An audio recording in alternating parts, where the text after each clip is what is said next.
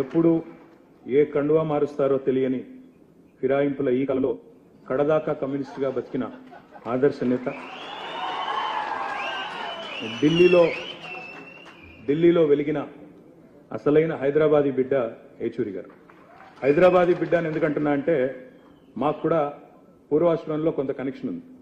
అదేమంటే వారు చదువుకున్నది ఆల్ సెయింట్స్ స్కూల్లో, నేను చదువుకున్నది దాని పక్కనే రోడ్ యువతల గ్రామర్ స్కూల్లో.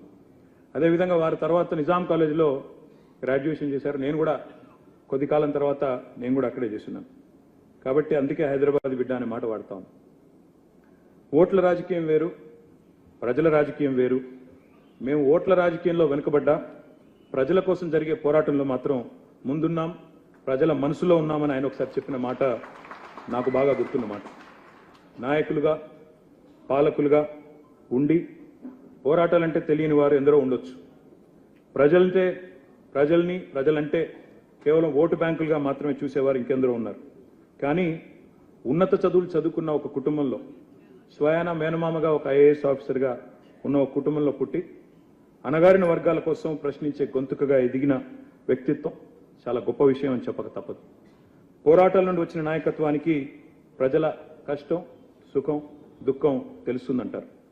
అలాంటి వారిలో ఏచూరి గారు ఒకరిని నేను బలంగా నమ్ముతాను.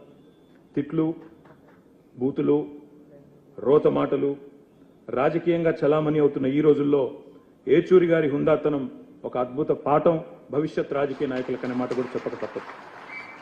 ఎమర్జెన్సీ చీకటి రోజుల్లో జైలు జీవితం తర్వాత భారతదేశంలో ఆనాడు అత్యున్నత స్థానంలో ఉన్న శ్రీమతి ఇందిరాగాంధీ గారి ముందు నిలబడి ఒక సామాన్య విద్యార్థి నాయకుడు ఒక్క మాట కూడా తణుకకుండా మీరు రాజీనామా చేయండి అని మాట్లాడాలంటే ఎంత గుండె ధైర్యం కావాలో ఒక్కసారి ఆలోచించమని చెప్పి నేను కోరుతాను.